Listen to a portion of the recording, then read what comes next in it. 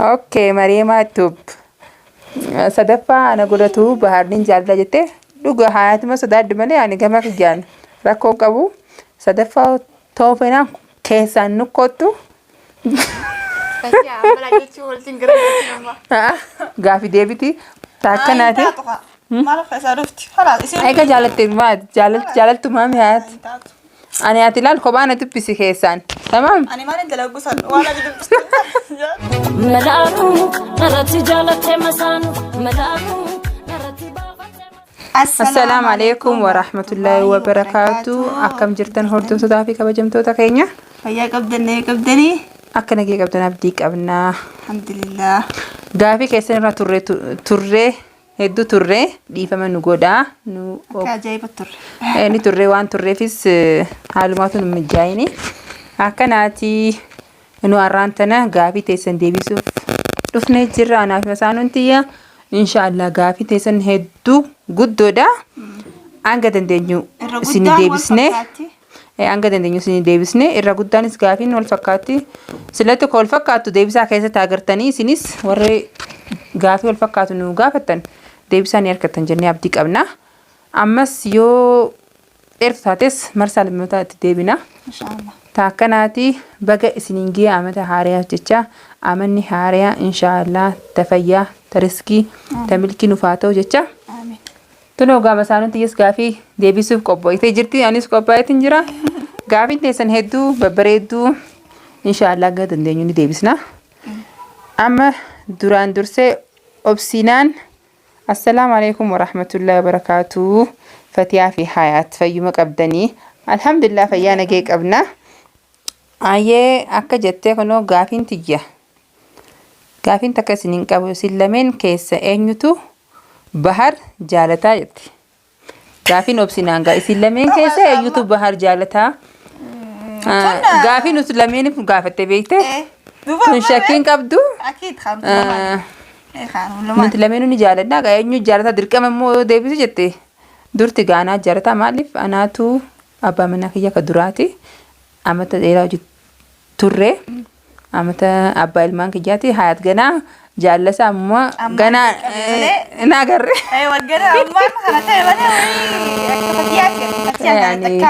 egaa durti jaalalti karaa kiyyaa mizaanti ammaan tanaaf booda gaa rabbumaa beeka ان شاء الله خير galatoomii obsinaan baga nu jaalattee akka nu jaalattee rabbi si haa jaalattu jenna امين امين ayaa gaafiin teenya kalammataa teemiree kamaal jaa السلام عليكم ورحمة الله وبركاته جرتو فتيا في حياة ما شاء الله نمت تولتو ولدت سنا أرجيسو ربين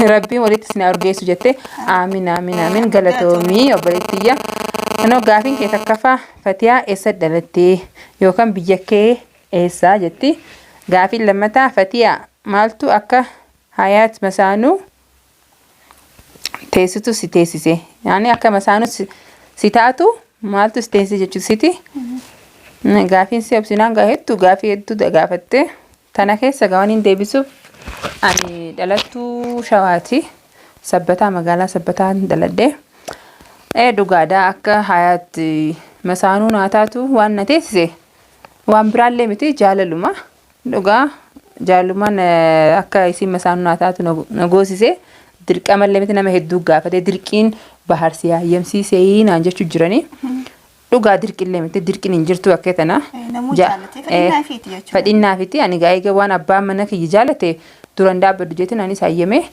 tana gaafiin ta'e gaafiin si sadaffaa Hayaat ati maaltu masaanuu Fatiyaa akka taatu si teessisee sin jette يعني ما رجعت جسدي لا أكمل مسانو تأو فيتي جتشوسيتي أكمل بارا والله خرب ببرا يعني مش إن منا ما أكون بيتا دلان خسافر قدام فيتو دلا يو ولا ما هني ولا ما قالت دلان تمسانو جالتوس تمسانو تعتوس فيتو جرو خن وربي برا جت وربي برا كتب ما يعني حياة مسانو تعتي جي أكتبت يعني سهل عمل سيتي سدو تكا تسيدا يعني تو تكنا ما جالتي فتي يعني هو قافته يعني نللي نجالتي حرام ملسي تنافتي أمانتي المسانو جالة ديتو ده مسانو تيفي نمني يعني مسانو دران نجيبان دوغا جار سنما يعني نمني جار سنما جو جالته وجو خنته بتو تكان كن ربي راي جرو ربي براي يعني waan isin himuu qabamma.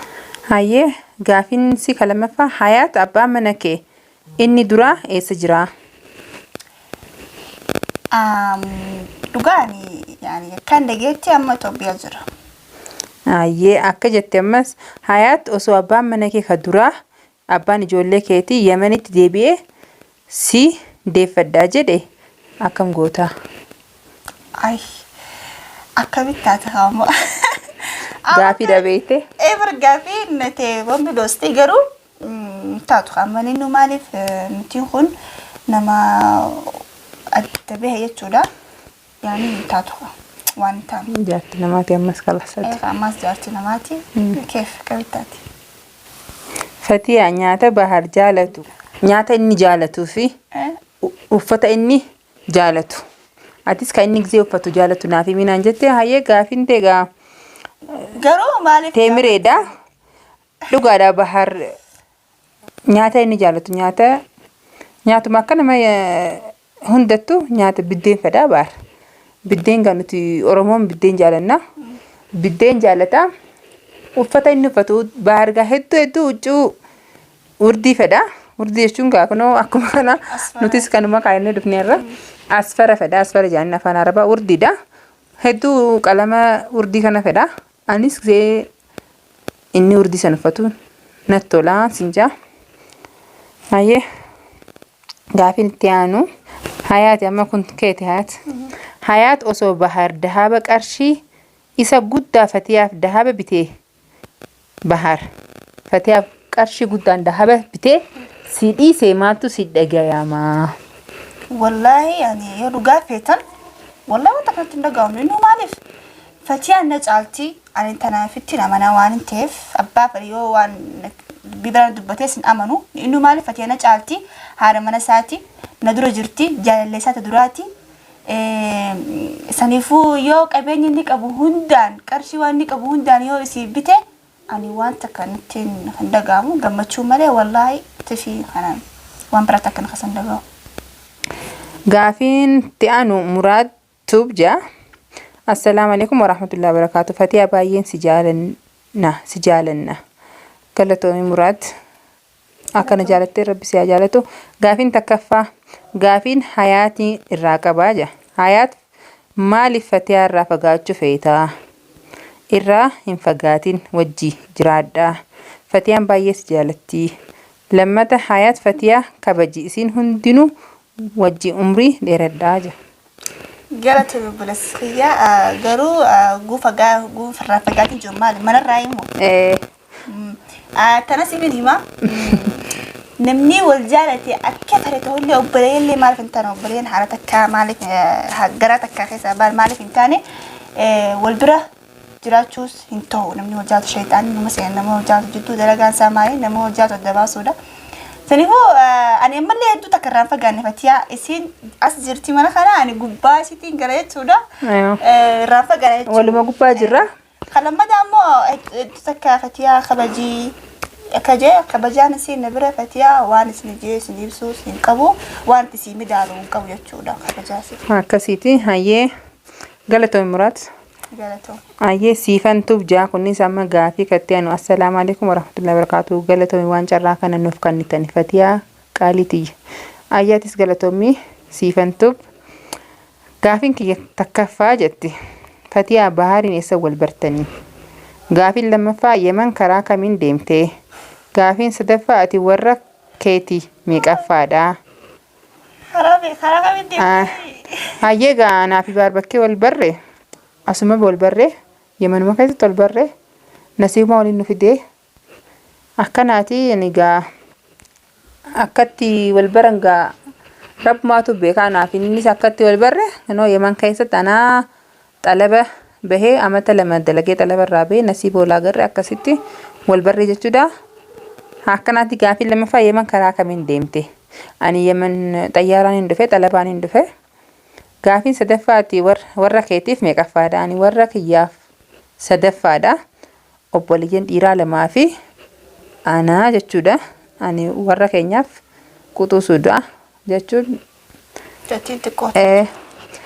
Na booda hin dhalannee jechuu kiyya obboleeyyan lamaan qabaa obboleettiin qabu akkanat nama hedduun na gaafateetiin adda baasee ibse.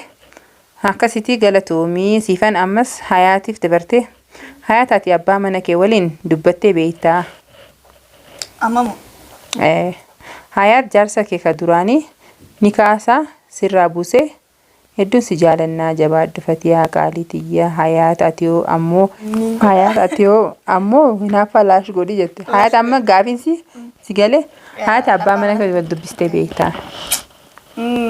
Gaaf tokko osoo anaa fi bahar walittiin dhufne yaani akka ammaa kanatti waliin jaalanne dubbiseetiin jira eewa.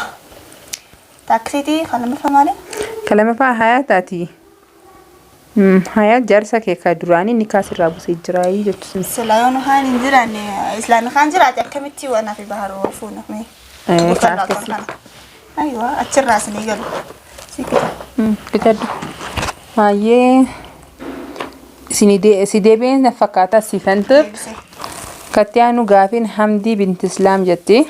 Assalaamu alaikum warahmatullahi wabarakatuh. Maashaallah gaafii kiyya takkaffaa Fatiyaan warra eessaati. Gaafiin kiyya lammaffaa Baharoo warra eessaati. Gaafiin si sadaffaa Bahar waliin akkamitti wal bartanii. Afraffaa Hayaat Bahar akkamii jaalachuu eegaltee. Hayaat Fatiyaa hedduu nama gaariidha jabeeffadhu waliin umrii isin haa dheeressu jetti. Hayyee Hamdii binti Islaam. Hayyee Bahar dhalataa Harargee Bahaa Aanaa Dadarii. Akkasitti kiyyammoo himeetiin jira. Ani Shawaadha Sabbataa magaalaa Sabbataa. Gaafiin afraffaa Hayaat Baharii akkamitti jaalachuu eegaltee. Haala amala isaa jechuudha. Waan biraatiin haala amala tola. Gaafiin hedduu deddeebitee jirti. Hedduu takka wal fakkaatti waan jaalatu dandeesseef haala amala isaa yaani haala amala isaa dasjaa nama xiqqaa fi guddaa wajjin walii gala jechuudha tanaaf. Hayyee gaafiin itti aanu Xayyifaa Muhammad jetti. Assalaamu alaikum warahmatullahi wabarakatuh. Akkami nagiyaa jirtanii? Maalitti jirtanii? Hayyee gaafiin qaba akkanaa deebistan abdiin qabaa Fatiyaa siifin qabaa garuu ati masaanuu akkamitti feetee Hayaat hoggaa loltee ati wajji hin loltu numa qabbaneessitaa maashaallah tabaarakallaa wajji isin haa tursiisu. Ani tanuma gaafii tiyya akka gaafii naaf deebistan abdiin qabaa garuu sitti baay'isee galatoomii. Hayyee Xeefaa galatoomii natti hin baay'isne dhugaadha. Gaafiin ta'e ni deebiti. Akkamitti hayyamte masaanuu reefullee deebise masaanuu gaawwan hayyameef waan abbaan jaallate gaa Abbaa beeka. Mirgasaa hin dhibu anis abbaan mana kiyya waan jaallate jaallachuun qabaa jeetiin hayyamee dhugaadhaani waan abbaan mana kiyya jaallate ammas gizee anaaf haatis wal barree keessa sirrii qoradhee si ilaalus isinis naaf taatetiin hayyamee kana gizee Hayaat lolte ati ni qabbaneessita. Dhugaadhaa gizee Hayaat loltes waan hin qabbaneessuuf ganaa wal barsiisaa amala wal barsiisaa deemna. Inshaallah amala wal barsiisuunis nama wal jaallatu takka anaafisiin masaanuu qofaa hin ta'in amma geelummaa irraa kunis obboleeyyanii akkasitti namni amalas wal barsiisaa deema saniitiin anis isin gizee lolte anis qabbaneessuun qabaa jeetiin saniifiin sinjaa galatoomii gaafii ta'e deebisee na fakkaata. Gaafiin itti aanu Mareemaatu binnu gaafate. Fatiyaa garuu ati natti baate garuu Hayaat baay'ee hinaafti. Hayaat ati hinaafa dhiisi okkee maashaallah Bahari ati nama dhugaati baay'ee nama rabbi sodaatu rabbiin ka akka keetii nuuf haa heddummeessu. Bahar I love you. Akkana duuba mee dhiiroo Fatiyaa naaf hin hayyamti sadaffaa na godhadhu. Bahar garuu Hayaatiin sodaadhee. Hayaat maraattuudha. Akkana duuba lafaartu ta'e. Nan dhiiftu ani Bahar silaa nan jaaladha kanuma gaafiin koo. Okay Mareemaa tub sadaffaa na godhatu Baharnin jaalala jettee dhuga Hayaatima sodaadhu malee ani gama kiyyaan rakkoo qabu. Sadaffaa ta'uu feenaan keessaan nukkootu. Gaafii deebiti taakkanaati. Maal keessaa dhufti? Eega jaalattu maami Hayaat? Ani ati ilaal kophaa na dubbisi keessaan. تمام. أنا ما ندلع قصر ولا قد بس يا ملال سكرت كاكناتي أردوتو كينيا keessatti gaafii nama kokolchiisu jira. Tunoo akka mareemaa maashaallah baga nu jaalattee obbolitti qaalii homaa rakkoon qabu hayaatis maraatummaa dhiisuu jirti. Rakkoon qabu keessaan nukkottu nu dubbisi abshir. Akkanaati. Hayyee akkanaati Kattiyaanoo Khadijaa maashaallah rabbii walitti isin haadhisuu jechuu malee ani gaafii hin qabu garuu isin lameen hedduu isinin jaaladhaa. Jaarsa keessan jabeeffadhaa. Jaarsa keessan hedduu nama addaati. Galatoomi Khadijaa. Galatoomi dhugaa hayyee ni jabeessina. Jabeessu jirra ammallee qaceello jabeessina. Sirriitti akka sadaffaan seenne. Haati gaafa akkuma isaan dhiisi gaasii jabeeffadhaa akka saniif hin jenne. Jabeeffadhaa. Sirriitti jabeeffadhaa waan hundarraa akkasitti baantaame obbolotiiti galatoomi wallaati na baafna. Galatoomi Khadijaa teenya. Hayyee baga nu jaalatte akka nu jaalatte rabbiin si jaalatu jenna. Hayyee Kattiyaanuu Haliimaadha gaafiin itti aanu assalaamu alaikum akkam jirtu hedduu hundi keessan nagee fayyaa qabna. Gaafiin si katakaffaa yoo hanga feetan wal jaalattan wal bira jiraattanii akkanumaa jaalatti jirtu kan walitti aaruunis ni jirti. Kanaafuu jaalatteessan yoo wal bira fagaattan walitti dhuftan mi'aawaa namni wal bira jiraatu jechuunsi yoo wal bira jiraatan booda wal aaruunis hin oolamtu sanimu wal bira fagaadhaa jiraadhaa jechuusiiti. Sumaaf yaa obbolotiiti wallahi maashaallah. Aywa Haliimaa teenya hayyee galatoomi yaada kennu ibsuu feetis galatoomi dhugaadha namni wal jaalatu walitti aaruunis ni jirti. Aaruunis ni dhufa akka wal jaalatanii walitti aaruus jaarsaaf jaartiin walitti aaranii saniifuu dhugaadhaa walirraa fagaadhaa. Inshaallah gaafii yaadni kee bareedduudha. Akkanaati Kattiyaanuu Mahamud. Assalaamu alaikum Fatiyaa inde Hayaat. Wa alaikum salaam baay'ee isinin jaaladha rabbiif jecha. Anarraa rabbiin isin haa jaalatu. Rabbii umrii isin haa dheeressu. Dheertuu jiruu gaarii ilma keessan walitti isin haa kaayu. Imaanaan keessan walitti isin haa kaayu. Abbaa manaa keessan umrii haa dheeressu. Du'aa manu godhe obboleessa keenya Mahamud galatoomi amiin jenne. Galatoomi isin jenna. Kattiyaanuu leellisaadha. Kattiyaa obboleetti qabdaa ta inni hin heerumin yoo amala akka keetii qabaatte namatti fuuna.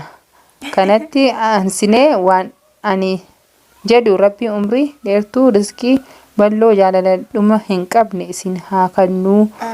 Ilmaan amma qabdanii fi kaganaa harkattanillee ilmaan diinaa rabbi isin haa godhu. Amiin. Hedduu leellisaa galatoomii amiin jennee jirra. Obboleettiin qabu dhiifamu wajjin taakkanaati galatoomii obboleessa keenya.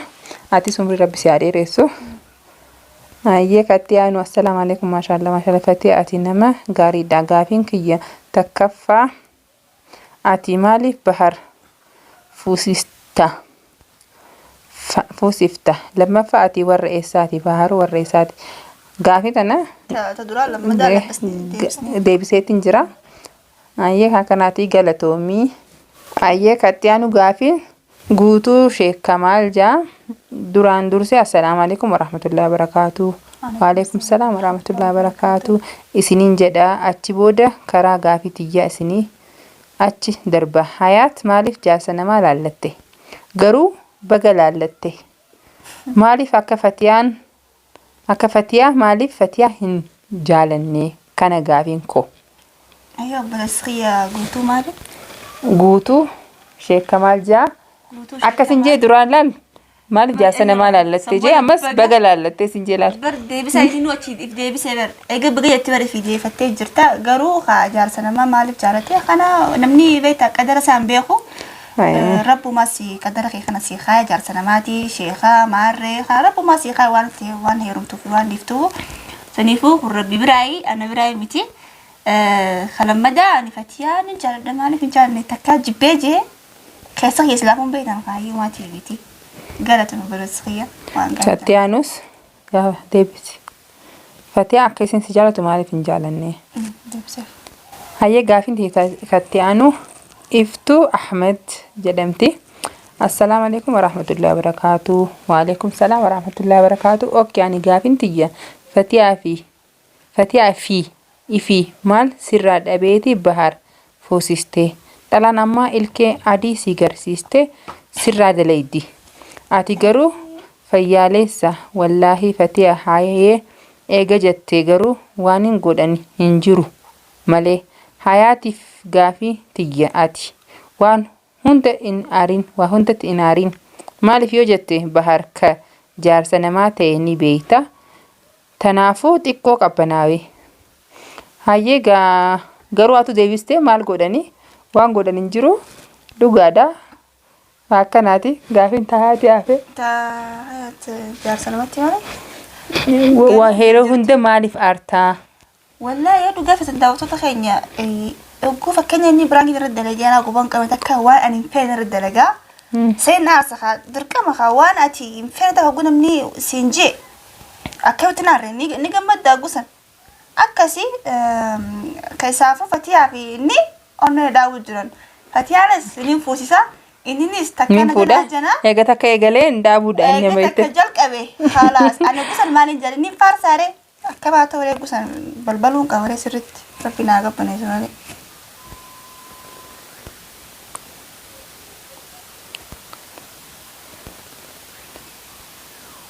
hayyee gaafiin abdii Huseen jaa hawwiin keessan maali of dura kan gaafiin kiyya kanuma gaafiin kiyya hawwiin teenya inshaallah nutiin kun jiruu bareedduu wajji jiraachuu yoo rabbi jeemmoo silattuu namni biyya namaa keessatti naafu yoo rabbi nu milkaa'eessee rabbi nu mijeesse ان شاء الله kara biyya teenya galuu fi hawwiin teenya kanaan sin jaa obboleessa kiyya maarii jetti gaafiin obboleettii teenya tunis hayaati Fatiyaa baay'ee isiniin jaaladha jecha namaatiin bakkee hin kenninaa jabaadhaa jetti galatoomi maarii galatoomi hedduu hayyee jecha namaatiin bakkeen kan dhugaadha silaa jecha namaatiin bakkee kan inni arraan tana anaafiyaa tol bira hin jirru asiin hin geenyu alhamdulillah nuti jecha namaa miti tun tarabbi qabannee yaana waliif illee jecha namaa hin dhageenyu galatoomi baratti qaalii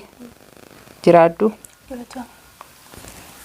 akkanaati hordoftoota keenya gaafiin wal fakkaattus beektanii wal fakkaatti jennee dhiisne maaliif gaafii teessin achumarratti harkattanii deebisaa keessa jechuudha ni dheeratte saniifuu daqiiqaa hedduudha inshaallah deebisne jennee abdii qabna hanga dandeenyu deebisne jirra warra gaafii gaafattanii maqaa keessan iyyaaminis dhiifama maaliif gaafii wal fakkaatti saniif dhiisne hedduu galatoomaa ulfaadhaa jiraadhaa oromootiyya qaalii isin jaalanna hedduu isin kabajnaa naafi masaanuun tiyyaas akkanaati inshaallah akkasii galatooma waan nu gaafattaniif isinillee carraa birdaa kana isin wajji arkannee takka gammannee jirra isin wajjillee bohaarree nutis gaafii tana babbareedduu sanas nu gaafachuun keessan carraa nuti akka isin kanneen isinis nu kannitanii jirtanii gaafii gaafachuun keessan waan guddaadha kanaafi galatoomaa ulfaadhaa jiraadhaa warri gorsas nu kannatan keessan gorsa nu kannatanii jirtanii